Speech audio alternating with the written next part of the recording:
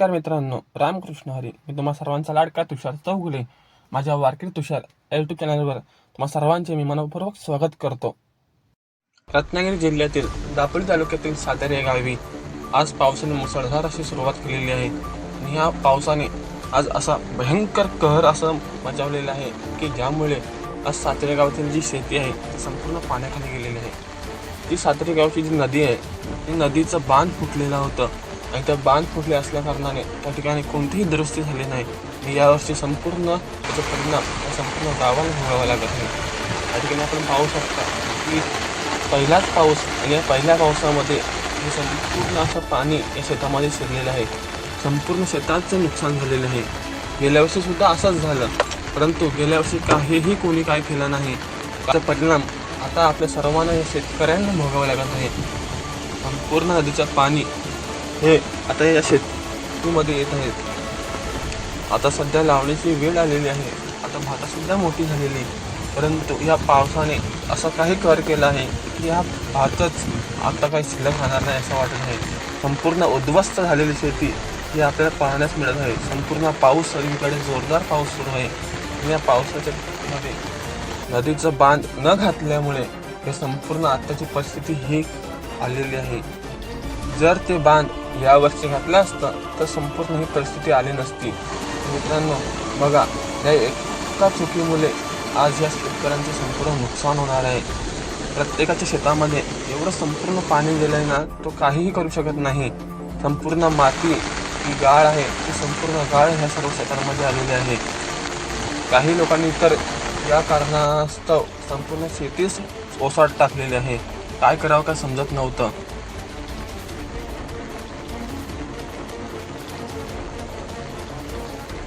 या ठिकाणाहून नदीने ते संपूर्ण जी माती ती खोदायला सुरुवात केलेली होती. हे बघा, अगोदर खालपर्यंत होतं, पण आता ती वरपासून सुरू झालेली आहे. संपूर्ण खालची माती संपूर्ण ती उकळून काढत आहे. या ठिकाणी आता संपूर्ण बांध हे फसलेला आहे आणि याकडे कोणीही लक्ष देत नाही. गावाकडच्या तिथे गावातले जे पदाधिकारी आहेत त्यांनी व्यवस्थित काही लक्ष दिलं नाही. त्या कारणास्तव हे संपूर्ण बांध पोखरला आहे. आणि या पोखरलेल्या बांधामुळे संपूर्ण पाणी आहे, संपूर्ण पाणी आता खाली शेतामध्ये जात आहे. हे बघा, या ठिकाणी असं संपूर्ण बांध हे तुटलं आणि खाली संपूर्णपणे पाणीचा प्रवाह जात आहे. संपूर्ण शेतांचं उद्ध्वस्त झालेलं आहे. त्याच्यात खूप मोठ्या प्रमाणात नुकसान होत आहे. या ठिकाणी त्या नदीचं संपूर्ण पाणी हे एकत्र येऊन या ठिकाणी नदी बाहेर गेली आहे. पाहू शकता की खूप मोठ्या प्रमाणात पात्र या ठिकाणी वाहत आहे. संपूर्ण नदी या ठिकाणी ओलांडली आहे. बाजूलाच माझी शेती आहे, त्या शेतीमध्ये सुद्धा खूप पाणी गेलं आहे. आणि त्या पाण्यामुळे शेतीचं खूप मोठ्या प्रमाणात नुकसान झालेलं आहे. काय करावं काय समजत नाही. ही आमची साना, ही सानेच्या बाटली संपूर्ण पाणीच पाणी, संपूर्ण नदी ही शेतामध्ये आलेली आहे. त्या नदीसोबत जो काही त्यातला कचरा होता तो सर्व कचरा आता शेतामध्ये येऊन थांबलेला आहे. बघा,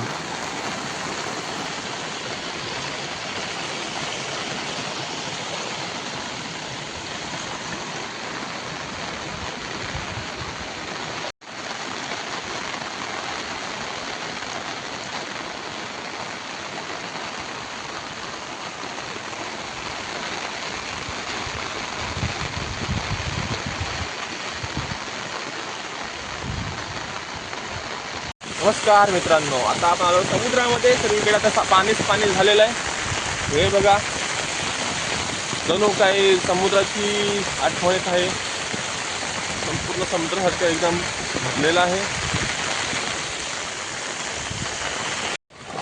सातेर नदीला पूर आला, शेत गेली पाण्यात, काय करू सांग देवा हा शेतकरी राजा. जर त्या नदीच्या बांधावर सगळं काम झालं असतं, ते बांध जर बांधून झालं असतं तर एवढे उपद्रव आपल्याला सहन करावे लागले नसते. संपूर्ण पाणी या ठिकाणी आलं नसतं. मग या ठिकाणी जबाबदार कोण? बांध का नाही बांधला?